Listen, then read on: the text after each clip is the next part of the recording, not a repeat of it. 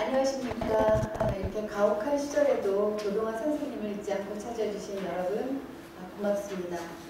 저는 오늘 1부 사회를 맡은 조병환 문학관의 상주작가 손현숙입니다.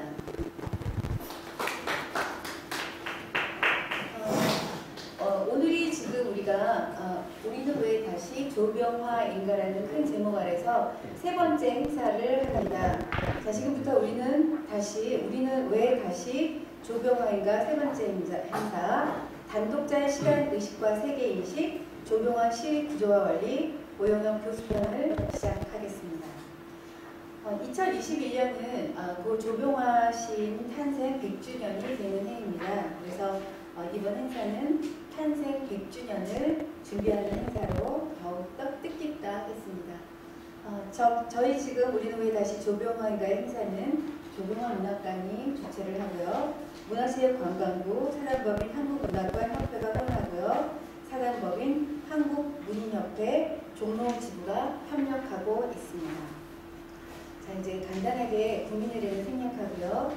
행사를 본격적으로 시작하기에 앞서서 작고 문인들과 편은 조병환 선생님을 기리는 묵념이 있겠습니다. 여러분 잠시 자리에서 일어나주십시오. 일동 묵념. 바로 모두 자리에 앉아주십시오. 다음은 조병환 문학관 조진영 관장님께서 나오셔서 인사 말씀을 해주시겠습니다. 박수로 맞이해 주시기 바랍니다. 네, 안녕하십니까. 오늘은 좀 날씨가 좀 침침하거든요. 이렇게 많이 와주셔서 감사하고요. 오늘도 계속해서 우리는 왜 다시 조병화인가 오영혁 교수님 모시고 얘기 들어보도록 하겠습니다. 네. 여러분이 지금 앉아 계신 이 자리는 조병환 선생님의 옛 서재 자리입니다. 그래서 역사적인 장소, 공간에서 우리가 지금 이 행사를 진행하고 있습니다. 우리는 왜 다시 조병환인가 세 번째 문화포럼 고려대학교 오영혁 교수님을 모시고 시작하겠습니다. 우선 인사부터 그냥 하겠습니다. 선생님들하고 같이 인사 한번 하실까요? 그냥 인사는 제가 반갑습니다. 오영혁입니다. 네, 오영혁 교수님을 소개드립니다. 현재 오영혁 교수님은 고려대학교 문과대학 국어국문학과 교수로 재직 중이십니다. 1999년 서울신문 신춘문예 평론 부분 당선을 하셨고요. 저서로는 한국 모더니즘 시의 반복과 변주, 환상과 실제, 한국 근대시와 구조적 연구 등 다수가 있습니다. 이 중에서도 개인적으로 한국 근대시와 구조적 연구는 제가 아주 오랫동안 잠자면서도 배우고 잤던 그런 저서이십니다. 수상은 다수가 있으신데 2013년 제24회 김달지 문학상 평론 부분을 수상하셨습니다. 2011년 제21회 편은문학상 평론 부분 본상 경력이 있으십니다. 지금 현재 현대시 주간을 하시고 계시고요. 제26대 한국문학평론가협회 회장님을 하고 계십니다. 선생님은 현재 고려대학교에서 가장 스타일리시한 교수이실 뿐만 아니라 평론을 예술의 반열에 올려놓으신 명문의 평론가이시기도 합니다. 개인적으로 저는 강의실에서 선생님을 만났던 늙은 제자이기도 합니다. 선생님께 감사하다는 말씀을 한 번도 드리지 못했는데 그 이름을 오래도록 제 가슴에 담고 있습니다. 오늘의 토론자이신 강은진 시인을 소개합니다.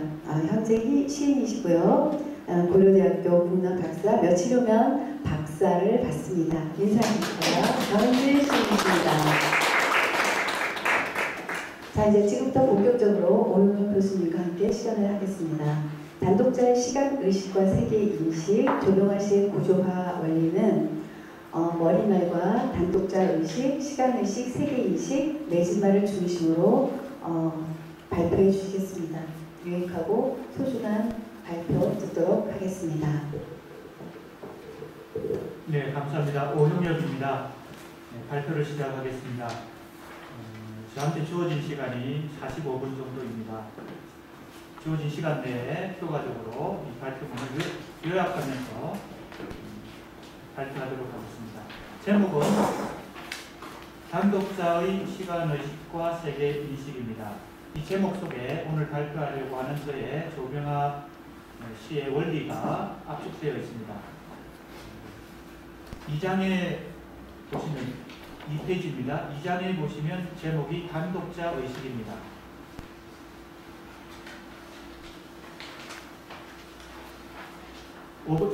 5쪽 3장을 보시면 시간 의식입니다. 그리고 9쪽 4장을 보시면 세계 인식입니다. 그래서 이렇게 2장과 3장과 4장의 내용을 압축한 것이 각 장의 제목이고요. 또 그것을 다시 압축한 것이 이 발표문 전체의 제목입니다. 단독자의 시간의식과 세계인식이라고 하는 것이 조병아 시의 구조와 원리를 이룬다라는 내용입니다. 1장 머리말에서 조병아 선생님은 1시집에서부터 총 52권의 시집을 출간하셨는데요. 그리고 6호 시집이 한 권이 있기 때문에 총 53권의 시집이 조병아 시전집으로 지금 정리되어 있습니다. 저는 이 조병아 시전집 전체를 읽고 조병아 시세계 전체를 관통하는 어떤 원리가 있을 것이다 라고 생각하고 그것을 찾아보았습니다. 1쪽 셋째 단락입니다. 조병아 시세계의 핵심적 의미 구조를 해명하기 위해 조병아 시의 풍구텀에 주목하려 한다. 풍구텀이라는 용어가 나왔는데요. 이것은 롤랑 바르트가 사진의 이미지를 두 가지로 설명하면서 스튜디움과 풍구텀을 설명할 때 나온 얘기입니다. 사진의 이미지는 그 사진을 보는 관객들에게 두 가지 유형으로 구분이 되는데, 스튜디움은 그 시대에 통용되는 어떤 상식적이고 일반적인 상징입니다. 그래서 사진 속에 그런 시대적 모습이 잘 나타난다는 것입니다. 그런데 이것은 독자 혹은 관객 일반들에게 쉽게 이해가 되는 부분입니다. 그런데 풍구텀은 원래 어원이 불가사의하고 수수께끼 같은 아니면 날카롭고 뾰족한 물체에 찔린 상처 같은 것입니다. 사진을 보는 그 관객에게 뭔가 모르게, 뭔지는 모르지만 무의식적으로 상처를 주는 것입니다. 마음의 상처를 주는 것입니다. 그것은 상식적으로 통용되지 않은 좀 이상한 어떤 모습인 것 같습니다. 사진 속에 나오는 것입니다. 근데 그것은 작가가 의도적으로 작정하고 이 풍구텀을 찍어야 되겠다 하고 찍은 건 아니고 무의식적으로 이 사진 속에 그러한 모습이, 장면이 포착된다는 것입니다. 풍구텀이요. 그래서 그것은 그 사진 작가의 내면 세계나 혹은 시대 상황, 시대의 특징, 시대상의 특징 중에서 무의식적으로 포착된 어떤 특이한 부분, 비상식적인 부분, 뭔가 말로 설명하기 어려운 부분, 이런 것을 풍구텀이라고 말했습니다. 저는 그것을 조병아 시 세계를 읽으면서 그것을 한번 적용해 보았습니다. 조병아 선생님의 시 속에서 이런 풍구텀이 곳곳에 등장합니다. 뭔가 읽는 독자에게 칼로 찌르듯이 뭔가 또 좀 특이한 상식적으로 이해가 안 되는 구절들이 나온다는 것입니다. 그것이 바로 제가 이 글 전체에서 기본적으로 고찰의 방법으로 삼은 것입니다. 그래서 이제 2장에 나오는 단독자 의식이라든지 3장에 나오는 시간 의식, 4장에 나오는 세계 인식 모두 이 조병아 시 세계 속에 집 속에 등장하는 풍구텀을 제가 포착해서 찾아낸 어떤 내용입니다. 2장으로 넘어가겠습니다. 단독자 의식인데요. 조병아 시 세계에서 보통 고독, 외로움, 쓸쓸함을 독자들이 많이 발견합니다. 이것은 쉽게 조병아 시를 읽으면 누구나 발견할 수 있는 그런 부분인데요. 그런데 저는 이 고독, 외로움, 쓸쓸함이라고 하는 소외의식만 가지고는 그것을 쫓아가는 것만 가지고는 불충분하다. 뭔가 좀 더 통구통해하면 좀 특이한 점이 있다. 이렇게 생각했습니다. 그래서 보통의 고독이나 외로움이나 쓸쓸함이라는 그런 감정만 가지고는 이해가 안 되는 독특한 부분이 있다는 것을 남남칠이라는 작품에서 보면요. 스스로라는 이 시어가 1년만 해도 스스로의 운명이 아닌 운명을 숨겨두고 스스로의 밑도 끝도 없는 영혼을 향하여 스스로의 해를 가며 스스로의 죽음의 장소로 가까이 가는 것. 1년만 해도 8번이 나왔습니다. 스스로라는 단어예요. 그것은 혼자만의. 그죠? 두 번째, 그래서 이제 제목도 남남인데요. 기쁨도 한때, 슬픔도 한때. 사람은 누구나 각자란 말도 스스로란 말도 사실은 동의어죠. 또 마지막 사연에도 스스로에 또 2번 나옵니다. 10번이나 나온다고 그러셨습니다. 각자도 나오고요. 그러니까 이 남남칠이라는 작품에 굉장히 많은 반복이 스스로와 각자에 나오는데 그것은 혼자라는 뜻입니다. 혼자. 두 번째 인용한 3페이지의 홀로라는 작품도 제목 자체가 혼자라는 뜻입니다. 홀로. 왜 조병화 선생님은 이렇게 고독한 혼자 혹은 스스로 각자라는 표현을 많이 하셨을까? 쉽게 우리는 외롭고 고독하고 소외됐다 이런 어떤 차원을 쉽게 발견하지만 저는 조금 더 깊이 들어가서 이 스스로 혹은 홀로 오히려라고 하는 스스로 혹은 홀로라고 하는 이 단어가 단순한 고독을 표현하는 것이 아니라 단독자 의식이다. 철학적으로 보면 단독자라는 것이죠. 그래서 그것이 두 번째 작품 속에 홀로라는 작품을 보시면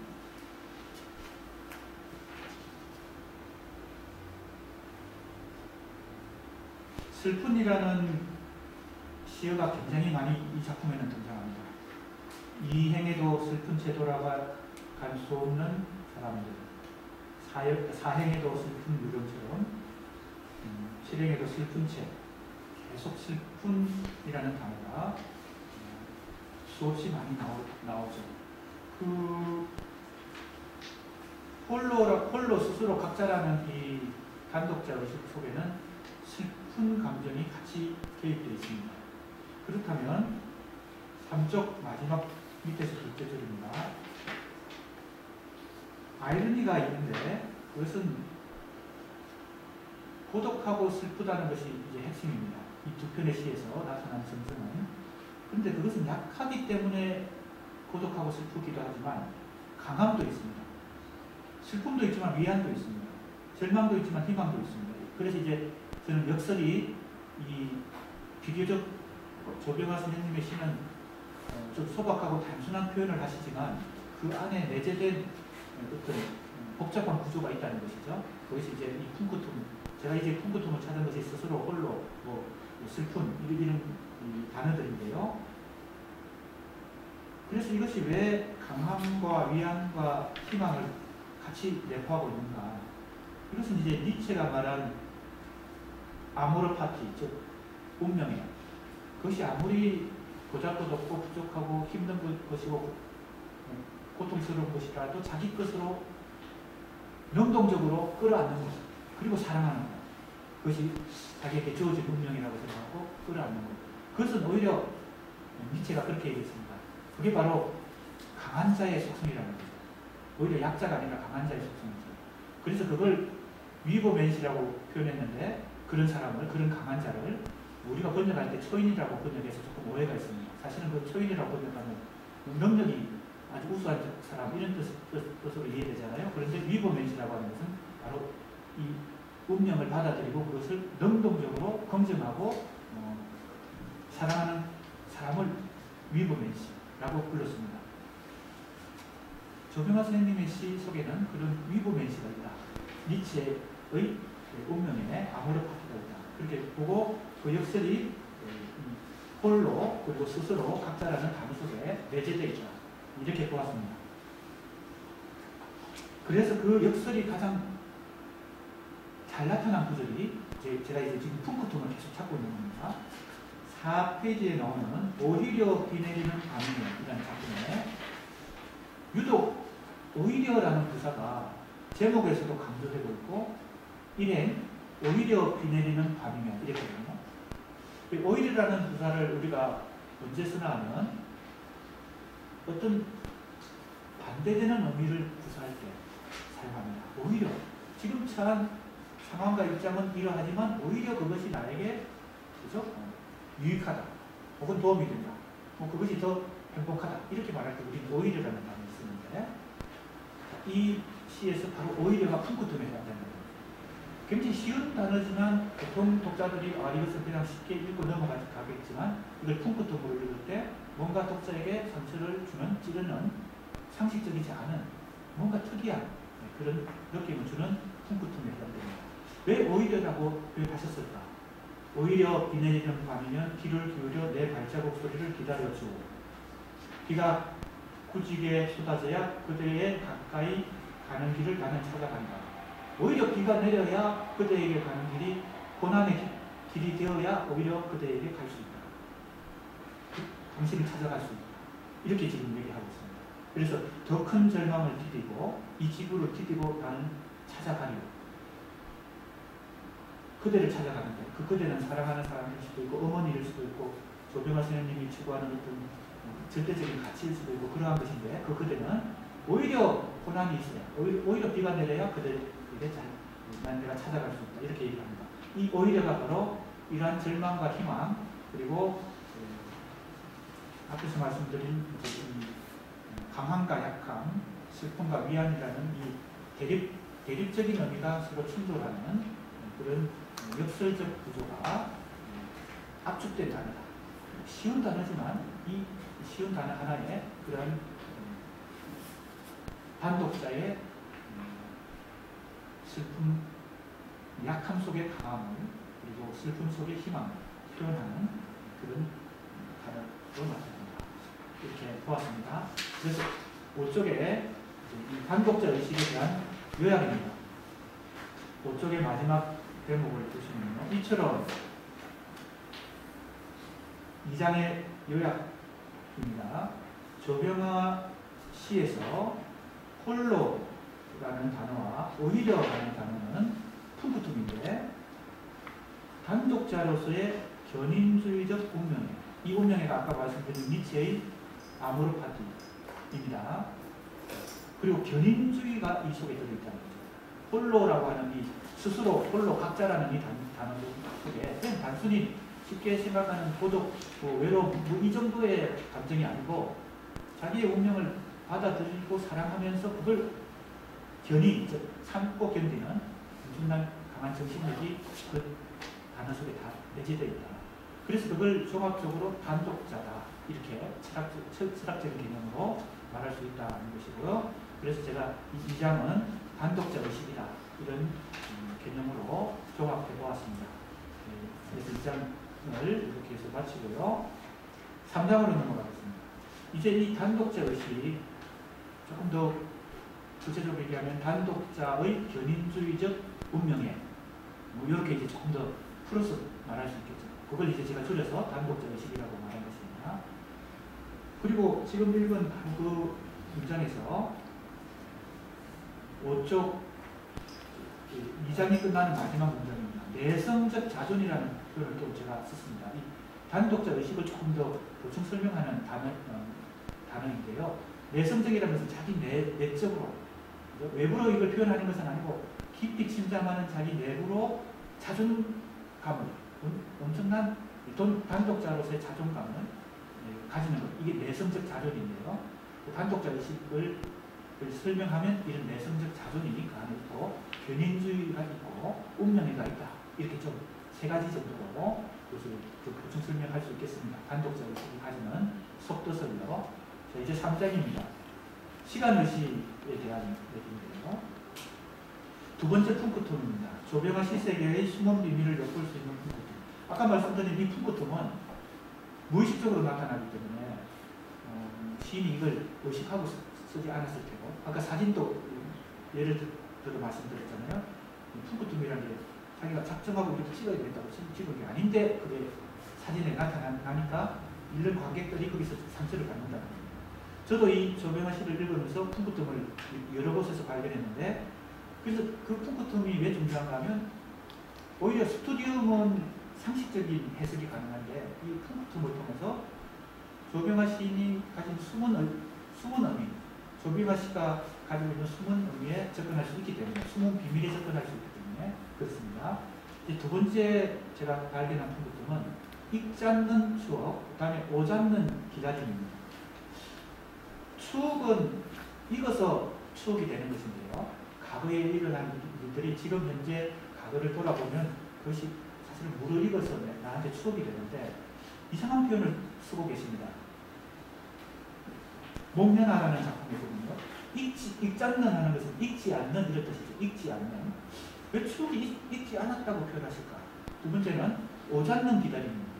기다리는 것은 오늘 미래에 오는 무엇인가를, 사람이든 무엇이든 일이든 그 미래에 올 것을 기다리는 것이 기다림인데, 오지 않는 것을 기다린다는 것은 사실 호황된 것이고 너무 애처로운 것이고 힘 빠지는 일이죠. 그런데 이상하게 조병화 선생님의 시에 잊지 않는 추억이라는 표현과 오지 않는 기다림이라는 이상한 표현이 등장합니다. 그래서 이 푸구툼이라고 저는 보았습니다. 제가 읽는 독자로서 혹은 평가로서 이 구절이 마음에 이렇게 찌름으로 와닿은 것이죠. 그래서 여기는 둘 다, 하나는 추억은 과거를 기억하는 것이고 기다림은 미래를 기약하는 것인데, 그러니까 이것은 시간의식이 들어있는 표현입니다. 과거와 미래라는 시간의식이 들어있습니다. 그래서 이 두 가지 푸구툼을 통해서 조병화 씨의 시간의식을 지금 한번 고찰해 보았습니다. 그 시간의식에도 조금 전에 단독자 의식에서 살펴봤던 그런 이 역설이 역시 존재하는데, 역설이라는 것은 서로 상충하는 것이 한자리에 같이 만나고 있는 것이 역설이죠. 아까 단독자 의식에서는 약함과 강함, 슬픔과 위안, 절망과 희망, 이런 것이 서로 상충하면서 역설을 일으킨다고 했는데, 여기서는 바로 추억과 읽지 않음, 기다림과 오지 않음이라고 하는 것이 역시 이율배반적인 충돌을 일으킵니다. 그래서 시간의식 속에도 어떤 역설이 작용하고 있다, 이렇게 보았습니다. 목련화라는 작품을 보시면요, 바로 그 이연에 그 표현이 나옵니다. 지나간 남풍이스러워 잊지 않는 추억같이 피었으나. 목련이 피었는데 목련을 이렇게 비유합니다. 잊지 않는 추억같이 피었다고 했습니다.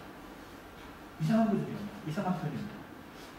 마치 내가 간직한 그 추억처럼 목련이 피었다 하면 아름답고 행복한 표현인데, 잊지 않는 추억처럼 피었다, 이렇게 표현했습니다.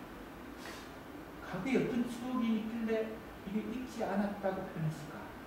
과거를 현재에 기억할 때 거기에 뭔가 역설이 지금 작용하고 있습니다. 그 다음에 사연을 보시면요, 황홀한 화관에 4월은 오잡는 기다림을 주어놓고, 이거 미래의 일을 기약하거나 기대하는 것인데, 오지 않는 기다림이라고 이미 말을 이렇게 표현을 하고 있습니다. 그렇다면 이 두 가지 표현은 이 시 한 편, 짧은 한 편 속에서 조병화 시의 시간의식이 아주 농축되는 작품이다, 이렇게 보았고요. 이것은 과거를 기억하고 추억할 때에도 잊지 않은, 미래를 기약할 때에도 오지 않는, 이런 어떤, 아까 이제 단독자 의식과 역시 연결해서 표현한다면 희망과 절망이 같이 충돌하는, 약함과 강하게 같이 충돌하는 그런 시간의식이 작용하고 있다, 이렇게 보았습니다. 그렇다면 서럽다는 것은, 여기 서러움이 표현되는데요, 이연입니다. 지나간 남풍이 서러워, 이런 표현이 있습니다. 이 서럽다는 것도 단순한 감정이 아닌 것 같습니다. 이런 복잡한 대립적인 의미가 충돌하면서 생기는 것이 서러운 것입니다. 추억인데 오지 않기 때문에 서럽고, 또 기다림인데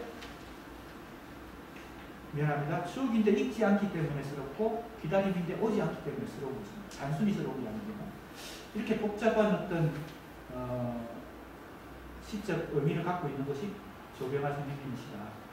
사실은 표면적으로 보면 굉장히 쉽게 표현하신 것 같지만 속으로는 이런 역설적 구조 그리고 이율배반성이 있다. 이렇게 보았습니다. 6페이지에 나오는 너와 나는이라는 작품 속에서도 이런 역설적 시간의식이 나타나는데요. 1년에 보면 이별하기에 슬픈 시절은 이미 늦었다. 이런 표현이 나옵니다. 이별하기에 슬픈 시절은 이미 늦었다. 2연을 보시면 모두가 어제와 같이 배열되는 시간 속에 나에게도 내일과 같은 그날이 있을 것만 같은 자 그러니까 과거와 미래에 대한 어떤 시간의식을 표현하고 있고 기도를 지금 위하여 이렇게 나옵니다. 그리고 사랑에 대해서 얘기하는데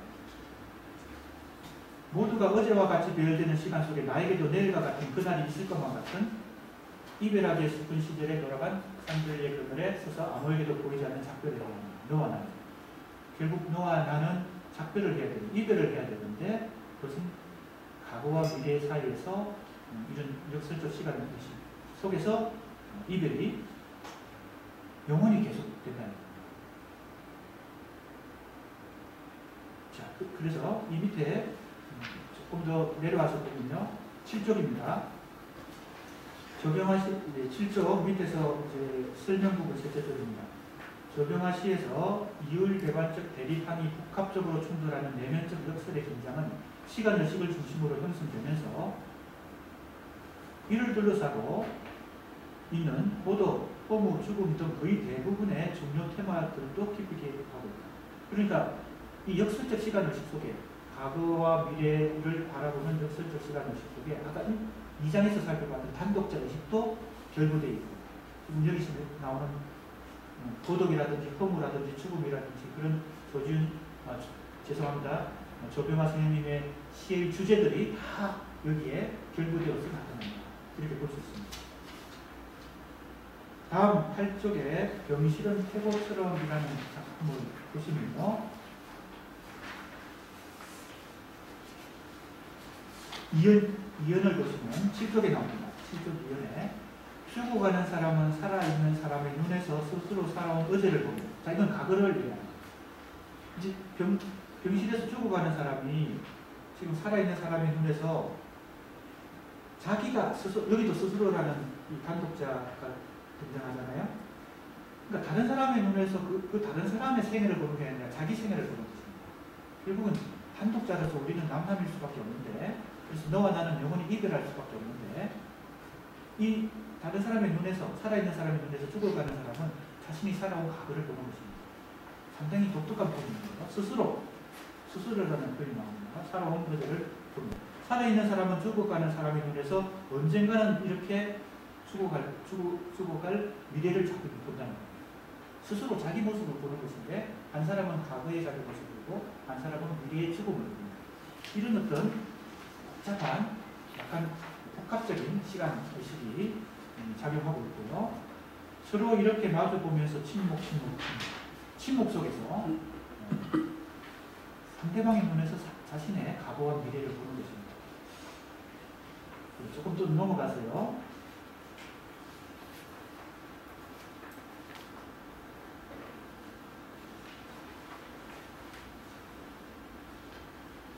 끝에서 둘째 줄입니다. 8쪽 끝에서 둘째 줄입니다.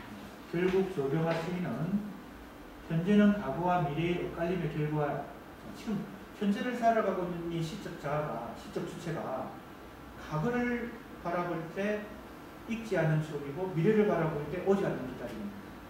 그리고 다른 사람의 눈에서 자신의 미래를 보고 또 다른 사람의 눈에서 자신의 과거를 봅니다. 이런 어떤 시간의 교차와 엇갈림 같은 것이 그래서 남남일 수밖에 없고 너와 나는 영원히 이별할 수밖에 없는데 그래서 이제 아까 2장에서 살펴본 단독자 의식도 그래서 이 복합적으로 이렇게 이 시간 의식과 복합적으로 작용하면서 단독자 의식도 형성되는 거겠죠. 그렇다면 이렇게 정리할 수 있겠습니다. 조병아 시인은 현재는 과거와 미래의 엇갈림의 결과 이 엇갈림이 제가 말하고 하는 이제 푸크툼의 숨은 비밀입니다. 너와 나는 만나서 인연을 가지고 이 세상에서 만나서 사랑하고 가족을 이루고 살아갈 수도 있지만 결국은 남남이고 결국은 영원히 이별할 수밖에 없는 것은 단독자이기 때문인데, 이 우주 속에서 단독자이기 때문인데, 그래서 이 시간, 영혼의 시간 속에서 이 찰나적 시간 속에서 살아가는 이 우리 현실 속에서는 항상 이 운명의 엇갈림이 작용하고 있다는 겁니다. 그래서 고독과 슬픔과 이런 어떤 외로움 같은 것이 등장하는데, 조병아 씨의 표면에 그 원인은 바로 이 엇갈림의 결과랍니다. 이 엇갈림이라고 하는 것, 즉 시간적 엇갈림이라고 하는 것이 조병아 씨에서 하나의 구조와 원리로 작용함으로 해서 표면적으로는 여러 가지 고독, 외로움, 쓸쓸함, 이별, 죽음 이런 정서도 나타나고 그런 주제도 나타나고 다양한 현상들이 나타나는데, 그래서 저는 지금 원리를 찾는 것입니다. 구조와 원리는 시간의 운명적인 엇갈림입니다. 여기에 저는 제가 찾은 풍부tum의 그 숨은 비밀은 여기 있다, 이렇게 보았습니다. 그래서 시간의 식을 가지고 있는데, 이러한 시간의 교착, 교착이라고 보는 것은 서로 엇갈리면서 서로 잘 연결이 안 되는 거죠. 만나지 못하고 교착됩니다. 이것이 이제 운명적 만남의 역설이다. 그래서 이제 지금 음년의 인연 순간의 만남이라는 작품이 있는데요. 사실 이런 많은 작품들이 이런 원리에 의해서, 구조와 원리에 의해서 이렇게 다 표면적으로 표출된다고 이렇게 보는 것입니다. 이 잠깐 읽어보겠습니다. 실로 인생 한동안이 수억 년 인연 순간의 만남이거든요. 수억 년의 인연으로 순간의 만남을 서로 섞어오면서 매사가 무사, 근심과 걱정, 불안의 움켜, 한시도 자유로울 수 없던 그 운명, 그 운명이 또한 수억 년의 인연이거든요. 순간의 만남, 순간의 이별, 인생이거든요. 자, 그러니까 이 엇갈림의 시간이 한편으로 보면 찰나적이지만 우주적 이 영혼의 시간으로 보면 이 또한 만남의 운명이기 때문에 한편으로 생각하면 슬프지만 한편으로 생각하면 행복하게 가는 거죠. 그래서 조명아 선생님이 이 고독, 쓸쓸한 외로움은 단순히 보통 사람들이 느끼는 고독, 슬픔, 외로움이 아니고 이 우주적 단독자로서의 어떤 철학적 지평을 가지고 있는 그런 감정이다. 슬픔이고 외로움이고 고독이다. 이렇게 봐야 한다는 것이 제 생각입니다. 자, 그래서 이제 역시 3장의 요약 부분을 보겠습니다. 9쪽 마지막 단락입니다. 시간의식에 대한 이러한 분석들은 조병아 시인이 단순히 과거, 현재, 미래라는 시간선과 독립적으로 순차적 시간선과 평면적으로 대면하는 것이 아니라 과거와 현재와 미래라는 이중적 시간성이 중첩되는 복합적 시간성 속에서 추억과 잊지 않음, 기다림과 오지 않음이라는 이율배반적 심리적 흐름이 충돌함으로써 역설적 긴장을 발생시킵니다. 결국 조병아 씨의 미완의 사랑 혹은 꿈과 흥무, 결국 쉽게 형성화되는 시간의식은 과거와 현재 혹은 미래와 현재 사이에서 기억과 망각, 기대와 회의라는 이율적 대립함이 충돌하는 역설의 긴장을 동반합니다. 이제 마지막 세계인식으로 넘어가 보겠습니다. 4장입니다. 이 4장에서 이제 세 번째 풍부tum은 고향과 어머니라는 시어에서 찾았습니다. 조병아 선생님의 시 속에 고향도 많이 등장하고 어머니도 많이 등장하는데요. 그것도 우리가 서정시에서 흔히 쉽게 생각하는 그러한 고향 어머니 정도로만 쉽게 독자들이 이해하고 평범하게 이해할 그런 차원이 아니라는 것이 제 생각이고, 이 고향과 어머니가 이 세계 인식에 아주 중요한 모티프로 작용한다. 그래서 제가 풍부tum을 찾았습니다. 보통 고향이나 어머니 같은 시에 등장하면 이건 풍부tum으로 잘 받아들이지 않습니다. 왜? 익숙하고 그리고 상식적이니까요. 통상적으로 이해가 되니까요. 그런데 제가 볼 때는 조병아 선생님의 시 속의 고향과 어머니는 특별합니다. 이것은 상처를 주는 풍부tum에 가깝습니다. 자, 왜 그런가를 제가 이제 살펴보겠습니다. 고향과 어머니가 거의 종교적 차원으로 생각이 됩니다. 그래서 고향과 어머니와 신사의 절대적 신, 어머니가 거의 종교적 차원으로, 신의 차원으로 지금 형성화되는데, 그 사이에 또 역시 충돌, 역설이 발생합니다. 그래서 제가 이제 단독자 의식에서도 역설을 발견했고, 시간 의식에서도 역설을 발견했고, 세계 인식에서도 역설을 발견하는 그런 차원입니다. 고향의 하늘, 그쪽에 나오는 고향의 하늘인데요. 여기서는 고향에 대해서 좀 얘기합니다. 편안하고 자유롭고 아늑하고 너그럽다. 그래서 이제 통상적으로 우리가 고향에 대해서 생각하는 그런 의미들이 등장합니다. 아, 고향의 하늘은 아직도 이곳이 아니련가? 내 고향 하늘은 아직도 먼 곳에 있는가? 고향의 하늘은 내 고향의 하늘. 이렇게 말합니다. 자, 여기에 저는 풍부점을 발견했는데, 고향이 저 멀리 있고 아직도 이곳이 아닙니다. 그러니까 지금 이 고향은 우리가 물리적인 고향이 아니라는 것이지, 정신적인 고향이에요. 영원히 도달할 수 없는 어떤 그 가고자 하는 어떤 세계, 이것이 고향인 것이지. 아마 어머니도 마찬가지입니다. 친모, 그러니까 친부, 친모, 친어머니만을 어머니라고 표현한 것이 아니라, 물론 그것이 포함되어 있지만 친어머니를 포함해서 정신의 고향, 영원히 가고자 하는 어떤 본향, 종교적인 것이죠. 종교적 어떤 원래 고향의 의미까지도 이 고향과 어머니라는 시어가 가지고 있다. 이렇게 볼 수 있습니다. 10쪽에 나오는 지금 나는이라는 작품에 지금 나는 영혼에 끌려가는 수치스러운 육체 이어입니다. 3년으로 가면요. 육체의 무더기로 슬프게 부끄럽게 끌고 가는지 말이 없습니다. 지금 나는 가혹한 영혼에 이끌려가는 슬픈 육체의 이어입니다. 이렇게 얘기합니다. 여기도 가혹한 영혼에 이끌려가는 슬픈 육체입니다. 그러니까 이 영혼이 왜 가혹한가 하면 머물러 있지 못하니까요. 어디로 향해서 계속 가는데 그래서 가혹한데 정처 없이 어디를 향해서 갑니다. 그 목적지가 어디냐? 바로 고향과 어머니입니다. 저는 그렇게 보았고 그 고향과 어머니는 단순한 상식적인 고향과 어머니가 아니라 종교적 차원의 어떤 절대적인 지점이다. 그래서 그 영혼은 자꾸 그기로 가려고 하는데 육체가 슬픈 이유는 그 가혹한 영혼을 못 따라가기 때문에 그래서 아직도 맥없이 목숨이 붙어 있는 이것이 슬픈 육체입니다. 11쪽에 나오는 원행신보살이라는 이 시에 어머니가 등장합니다. 어머님, 수시로 몰아닥치는 격한 이 어두운 깊은 인간의 심정을 단언 견딜 수가 없습니다. 이것이 인간의 원천적인 운명의 예고인지 그리움인지 공허인지 육체 속에 가득히 숨어서 요동치는 영혼의 불안한 진동. 자, 여기도 영혼이 등장하죠. 아까 지금 나는에서도 가혹한 영혼에 이끌린다 그랬는데 이 시에서도 영혼의 불안한 진동이 있다고 했습니다. 그리고 비슷한 표현이 나옵니다. 육체는 영혼의 감옥이라 했던가. 그러니까 영혼과 육체의 갈등을 이 두 편의 시가 공통적으로 얘기합니다. 그런데 영혼은 왜 갈등이 있습니까? 이 영혼이 가혹하게도 끊임없이 어디로 가려고 하니까요. 그것은 고향과 어머니인데요. 그 목표 지점은요. 그러니까 육체는 영혼의 감옥입니다. 지금은 그곳으로 돌아가시어 당신 뜻대로 원행신 보살이 되신 어머니. 그러니까 이 영혼이 가려고 하는 그곳은 어머니가 되신 곳인데 그것은 아까도 말씀드린 그런 단순한 이제 육신의 어머니의 차원을 포함해서 어떤 정신적 그곳으로 가셨습니다.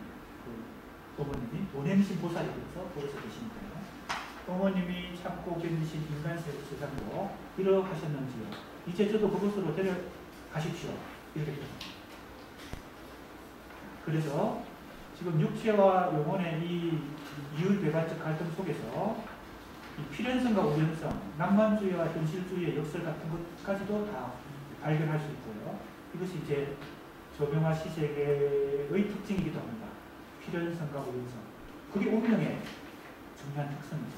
사실 운명이라고 하는 것은 필연적이라는 뜻도 있지만 사실 우연성이라는 뜻도 있습니다. 왜 우연적인 것, 우연적으로 나에게 주어진 이 현실을 받아들이는 거 이게 운명이니까. 하지만 그 크게 보면 그것도 하나의 필연이죠. 우주의 관점에서 보면 나에게 주어진 현실, 운명도 필연이니까 우연성과 필연성 사이에서 어떤 역설. 그리고 문해사주를 보면 조병화 선생님의 시세계는 또 낭만주의와 현실주의의 역설.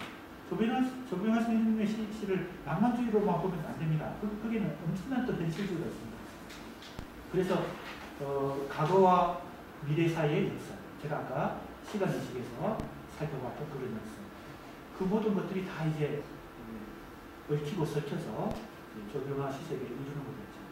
이제 세 번째 풍부통으로 발견했던 고향과 어머니를 종교의 차원까지 승화시키는 작품들을 이제 살펴보고 마무리하도록 하겠습니다. 12쪽에 나오는 겨울나무라는 작품인데요. 겨울나무는 종교처럼 하늘로 솟아오릅니다. 매서운 바람 속에서, 맹랭한 대기 속에서, 채찬 눈보라 속에서 오로지 고든 인형. 겨울나무는 스스로의 종교처럼 하늘로 솟아오릅니다.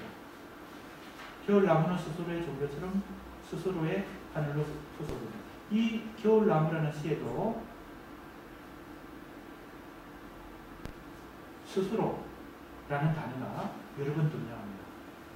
겨울나무는 시적화자, 즉 시인 자신의 분신이기도 한 거죠. 그런데 이 겨울나무가 하늘로 솟아오릅니다. 목표하는 지점이 하늘입니다. 이것이 아마 고향과 어머니가 되신 어떤 추구하는 어떤 궁극적 세계인 것 같습니다. 그 하늘을 향해서 겨울나무가 솟아오르는데 뭐처럼 이라고 표현합니까? 종교처럼 이렇게 표현합니다. 그러니까 제가 여기서 좀 더 선명하게 노출된 종교성, 조병화 씨가 가지고 있는 이 종교성, 고향과 어머니를 종교의 차원까지 승화시키는 그런 특징을 살펴볼 수 있고, 단독적 의식도 여기 잘 나타나죠. 겨울나무는 스스로, 그리고 묵묵히, 이게 다 단독적 의식입니다.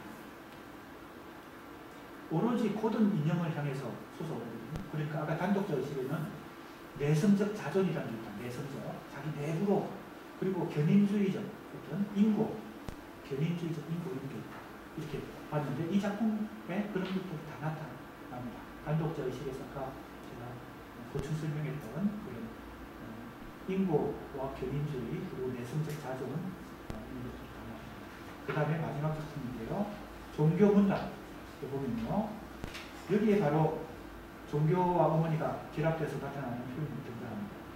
텅 빈 우주를 하나의 사원으로 삼아 스스로의 고든 신념, 여기도 고든 신념이라는 말이 나오거든요. 겨울나무에도 고든 이념이라는 표현을 쓰는데 여기 고든 신념, 사제로 가요. 그러니까 이제 사원과 사제, 다 종교적 차원이죠. 스스로, 여기도 스스로가 등장합니다. 스스로의 흔들리지 않은 신앙이라는 단어도 등장하고요. 길잡이로, 어머님이 가시던 그 길을 따르고 있는 거죠. 여기 어머니가 등장합니다. 그러니까 어머니가 가신 그 길을 따르는 이 마치 종교의 사원의 사제처럼 그 길을 지금 따르고 있는 것이 조병화 선생님의 길이다. 이렇게 볼 수 있고요. 그거 제목도 종교문답입니다. 지상에 수없이 만들어진 사찰이나 예배당이나 교회나 성당이나 그 사이 길은 이랬습니까? 아마 조병화 선생님이 고향과 어머니를 거쳐서 가고자 하는 그 종교의 세계는 우리 현실 세계에서 불교라든지 가톨릭이라든지 기독교라든지 뭐 이런 어떤 특정 종교만을 한정하지 않고 이 모든 종교들을 다 포괄하는 차원의 종교성이라고 저는 볼 수 있다고 생각합니다. 어떤 특정 종교만을 지금 종교로 채택한 것은 아니다. 이런 생각이 들었습니다. 예, 그래서 이제 마지막 14쪽의 내전말인데 지금까지 드린 말씀으로 이 내전말을 대신하도록 하겠습니다. 그럼 발표를 마치도록 하겠습니다. 감사합니다.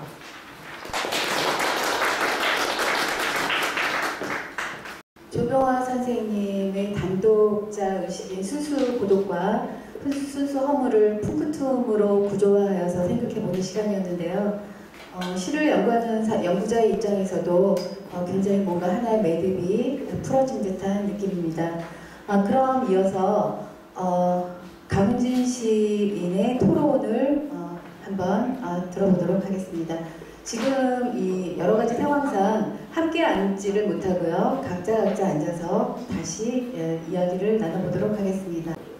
안녕하세요. 저는 토론을 맡은 강은진이라고 합니다.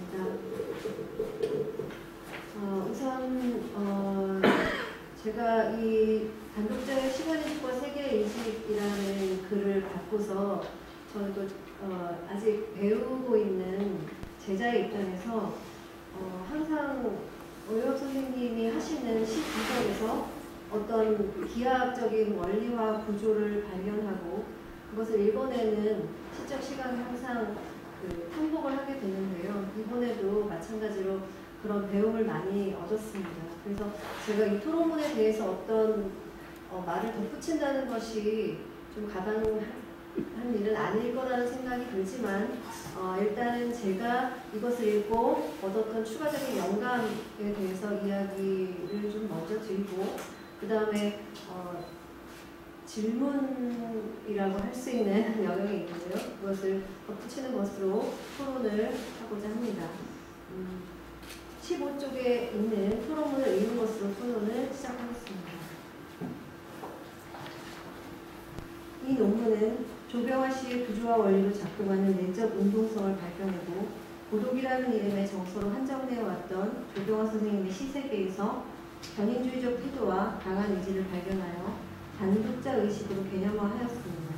또한 입체적으로 혼용되어 나타나는 시간-의식 간의 충돌과 대립적인 두 인식 항목의 쌍들이 상호 조화 또는 상총을 통해 발생시키는 역설의 긴장에 주목하였습니다. 이는 조병화 선생님의 시를 정적이고 평면적으로 보아왔던 기존의 틀을 깨고 입체성과 역동성을 부여한 새로운 독법을 제시함으로써 조병화 시 연구의 지평을 확장했다는 의미가 있는 것 같습니다. 특히 표면적으로는 고요해 보이는 시적 정서의 표현에서 강렬하게 작동하는 운동성을 포착했다는 점이 저와 같은 제자나 후속 연구자들에게 많은 영감을 주는 것 같습니다. 이 논문으로부터 많은 배움을 얻었기에 부족한 토론문이 누가 되지 않기를 바라며 짧은 생각 몇 가지를 질문의 형식으로 덧붙이고자 합니다.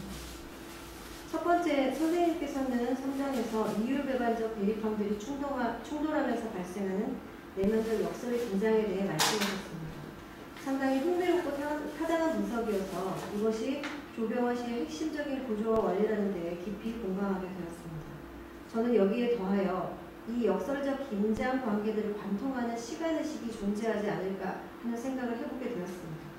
인용된 시들을 읽다 보면 연속성에 대한 사유가 드러나 있다는 느낌을 받습니다.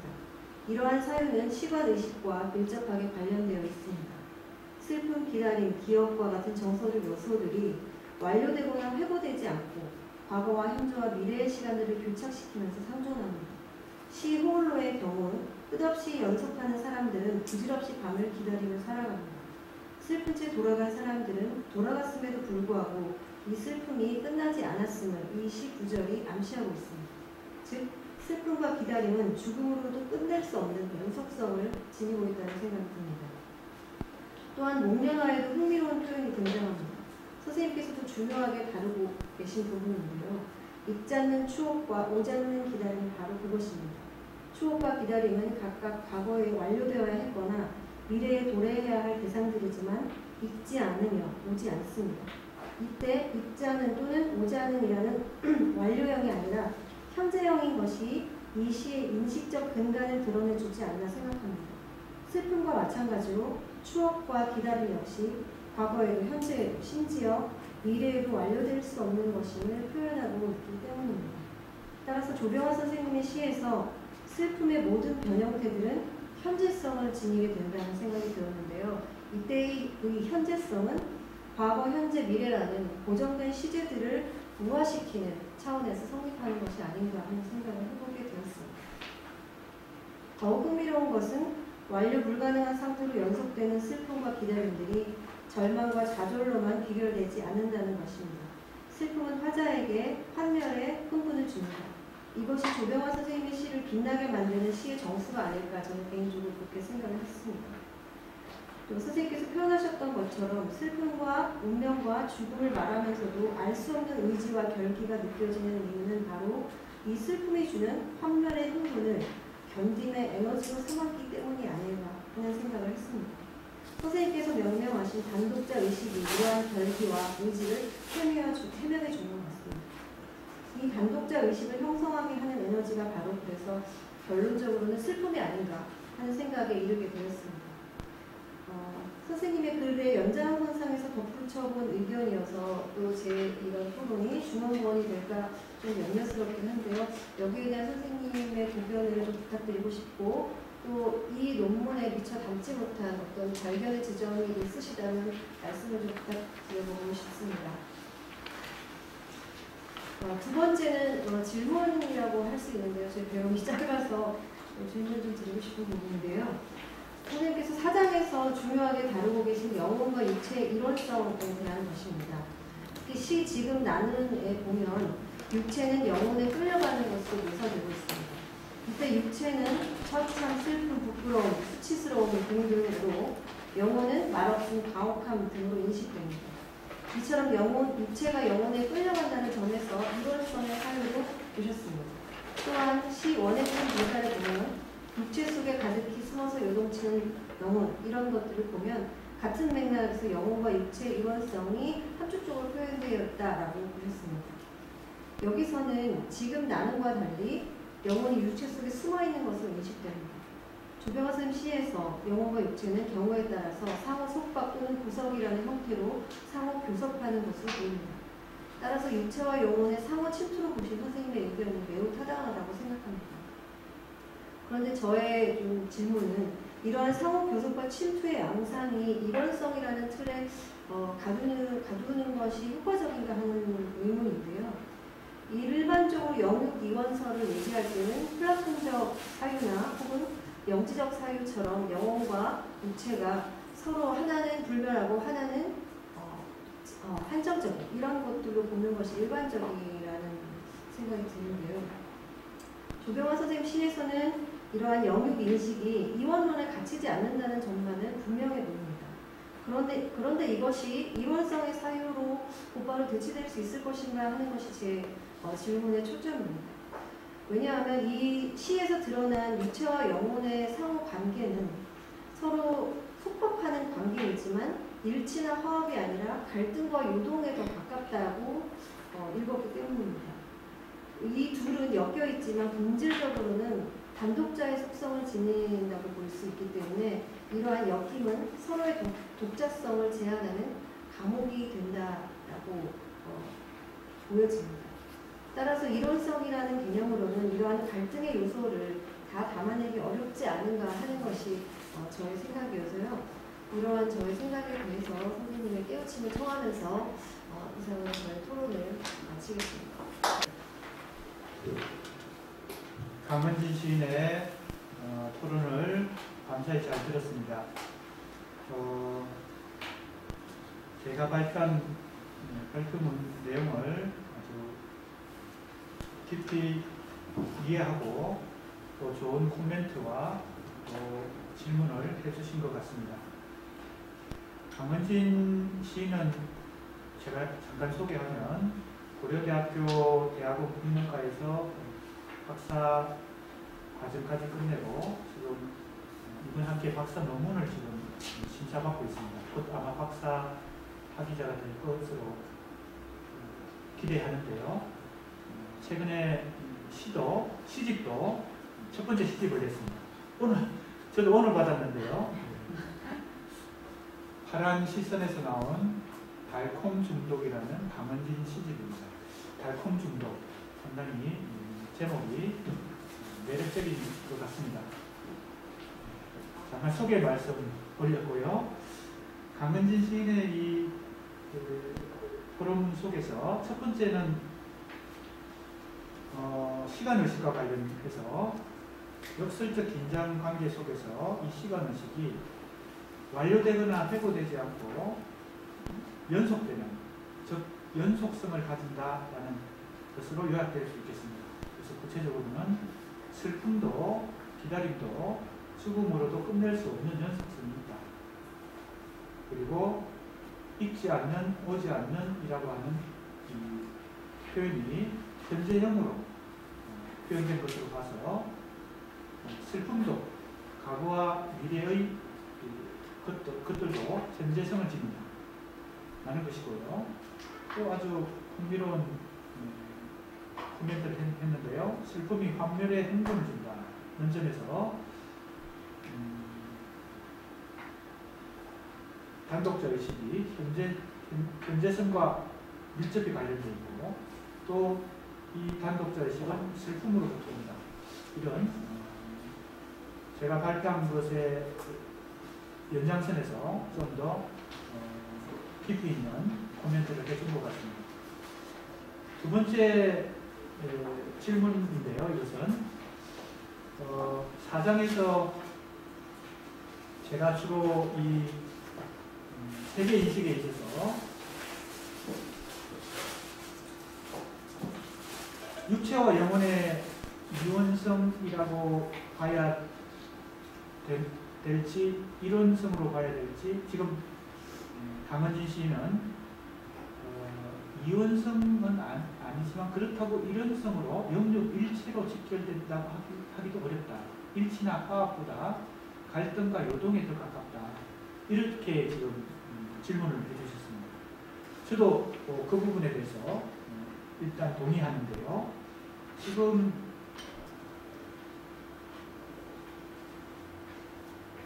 조금 전에 읽었던 그 대목인데요.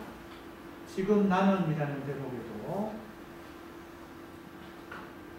지금 나는 영혼에 이끌려가는 수치스러운 육체의 영이다. 그 다음에 원행심 보살에서 육체는 영혼의 감옥이라는 표현이 나오기 때문에 육체와 영혼이 갈등하고 서로 지금 대립하면서 긴장을 이루고 있다. 이것은 명백한 사실이고요. 그것이 일치나 화합이냐 아니면 이원성을 가지느냐 이 부분인데 일단은 지금 이 갈등 상태가 제가 볼 때는 이것을 왜 종교적 차원으로 승화시키는 과정, 즉 고향과 어머니 혹은 그 고향과 어머니를 매개로 해서 궁극적인 세계로 추구하는 세계로, 즉 종교적 지향의 세계로 나아가는 그 과정에서 현재 상태에서는 육체와 영혼이 지금 엄청난 괴리감으로 갈등을 일으키고 오히려 이원성에 더 가깝지만 이것이 지금 지향하는 과정과 그 목표점을 가는 과정에서 이 종교적 차원의 과정에서 바로 시간 의식과 더불어 이것은 하나로 결합되는 과정이다. 그렇게 봤습니다. 그래서 현재 시점에서는 오히려 이원성에 더 가까운데 이 종교적 성화의 혹은 지향의 과정을 통해서 계속 이 육체와 영혼을 하나로 결합해 나가는 이론성의 세계로 결합해 나가는 과정이고, 그래서 이 종교적 지향의 세계가 어떤 우리 현실 세계의 어떤 특정한 종교의 하나가 아니고 모든 종교를 통합하는 듯한 그런 어떤 정신적 세계를 추구하면서 그 육체성까지도 그 정신성과 하나로 통합해서 일어나려는 그 세계, 그것으로 저는 파악을 했습니다. 그래서 이제 현재적 관점이냐 미래를 향한 과정과 궁극적 관점이냐에 따라서 어떻게 명명, 이름 붙이는 것이 다를 수 있는데요. 제가 이론론이라고 한 것은 그런 의미를 포함하고 있는 표현이었습니다. 그래서 답변이 두 가지 질문에 대한 답변으로 좋은 질문과 좋은 답변이었습니다. 그러면 저기 혹시 질문 있으실까요? 질의 응답 한번 해볼까요? Q&A 시간 동안 질문 없으세요? 네. 읽고 심화하려고 그리고 발표를 증거를 어떻게 다 하실 것인가 걱정을 했는데 정말 깔끔하게 정리를 해주셔서 고맙습니다. 첫째, 단독자는 그 니체가 얘기한 초월자하고 같은 개념으로 이해해도 되는지, 그 다음에 여기 오지 않는, 읽지 않는 이것은 제 개인 생각으로는 읽기를 기다리는, 읽기를 원하는, 또 오기를 원하는 작자의 강렬한 영혼을 표현하는 것이라고 보는데 어떻게 생각하시는지. 나중에 또 영혼과 육체의 이야기는 우리가 보통 일반적으로 얘기하는 이성과 본능, 육체와 영혼이 항상 이원적으로 갈등한다는 일반론하고 같이 생각할 수 있는지, 그 점에 대해서 오 교수님의 고견을 기다립니다. 질문 감사합니다. 첫 번째 단독자 의식이라는 개념은 오히려 라이프 니츠의 모나드론에 조금 더 가깝다고 볼 수 있겠습니다. 모나드라고 하는 것은 하나의 존재가 우주 전체의 모습을 다 압축적으로 가지고 있다. 그래서 이제 뭐 나뭇잎 하나에도 우주가 담겨 있다라고 표현할 때 보통 우리가 모나드라는 개념을 씁니다. 그래서 이제 라이프 니츠의 개념인데요. 지금 이제 오히려 초월 의식, 아까 말씀하신 니츠의 초월 의식, 초인 의식 하는 것은 아까 말씀드린 대로 운명의 아모르파티, 자신에게 주어진 현실을 능동적으로 받아들이고 검증하는, 그건 사실 쉽지 않은데요. 그건 우연성을 검증하는 것이기도 하기 때문에 우리는 세상을 살아가면서 항상 필연적인 것을 추구합니다. 그래서 반드시 이유가 있어야 내가 당한 일에 대해서, 내가 처한 현실에 대해서 수긍하고 인정을 하지만, 그게 우연적으로 나한테 불행이 왔다는 것을 인정하기 어렵죠. 그런데 그 우연적으로 온 불행이더라도 내 것으로 받아들이고 긍정하고 그것을 오히려 삶의 희망으로 받아들이고, 이게 이제 니츠의 운명의 아모르파티인데, 지금 단독자 의식이라는, 단독자라는 개념은 모나드와 조금 더 가까운 것이고, 그 단독자 의식 속에 들어있는 그런 운명의적인 차원은 니츠의 위법의식, 초인의식하고 또 연결된다, 이렇게 볼 수 있겠습니다.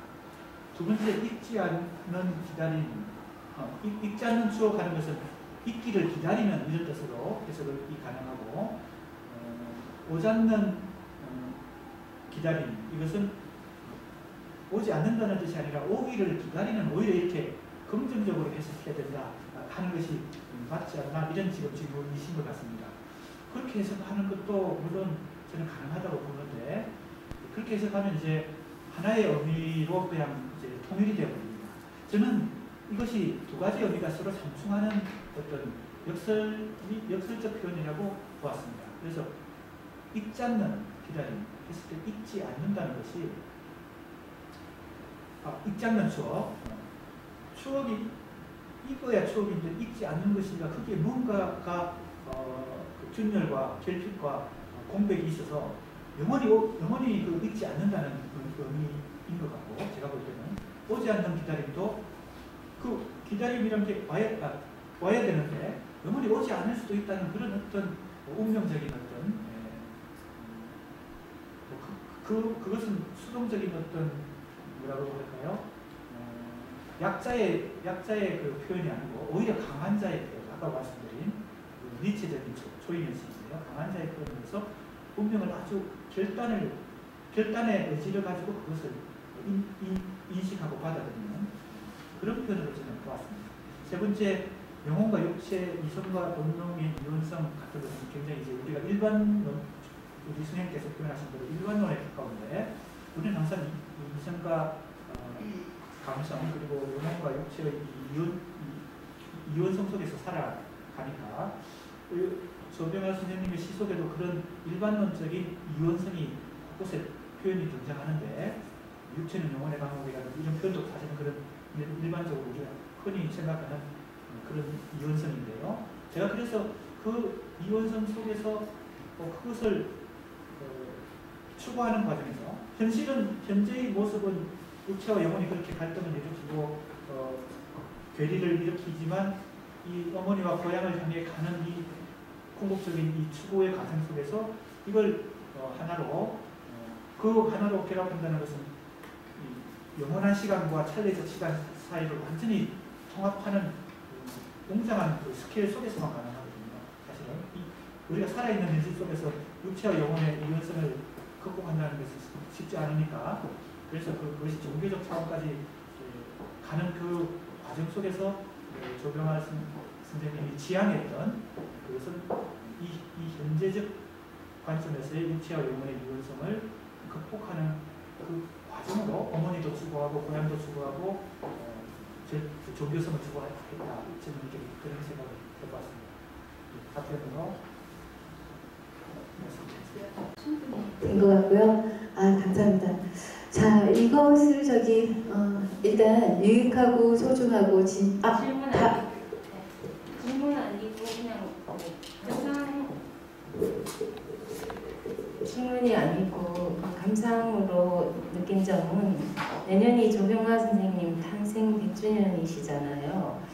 그런 데 비해서 그 선생님의 시의 세계는 정말 영원하다는 그런 느낌을 매번 받거든요. 근데 오늘 그걸 더 확신하는 그런 내용이었던 것 같고, 왜냐하면 선생님의 아호가 편문이신데, 저는 아마 프랑스 화가가 그린 푸른 하늘 흰 구름이라는 불행의 그림을 오늘 이렇게 다시 떠올리면서 그 구름의 생성이 늘 변화무쌍하잖아요. 그 기후나 어떤 자연 그거에 의해서. 하지만 그 생성하는 것이 소멸이 아니라 영원한 이데아라 그러면 좀 너무 거창할까요? 그런 시의 세계로 확장되는 느낌을 받아서 너무 감사합니다. 네, 이상입니다. 감사합니다. 고맙습니다. 자, 유익하고 소중하고 진실한 시간 그리고 발표와 토론을 해주신 오영훈 교수님과 그리고 강은진 예비 박사님에게 여러분 박수 부탁드립니다. 감사합니다. 고맙습니다. 지금 우리 조병화 문학관에서는 김용정 대표님과 주진영 관장님을 모시고 저희가 1년 동안 8회의 행사를 하였습니다. 이 8회 행사라는 것은 이런 팬데믹 현상 속에서 과연 가능했을까라는 생각을 해봤는데요. 그것이 이 강다리는 외침 같은 것이 저는 조병화 선생님의 시론이고 시의 구조라고 생각합니다. 이 조용한 파문이 내년 100주년 행사에서는 결실을 맺으리라고 생각하고요. 여러분에게 김용정 대표님과 조진영 관장님께 격려의 박수 한번 부탁드립니다. 8회라는 것은 거의 다 지정이었습니다. 감사합니다, 관장님. 그리고 감사합니다, 대표님. 자, 이것으로서 1부 사회는 마치고요. 1부 행사는 마치고 조금 있다가 2부 시작하겠습니다. 잠시 쉬어갈까요? 고맙습니다.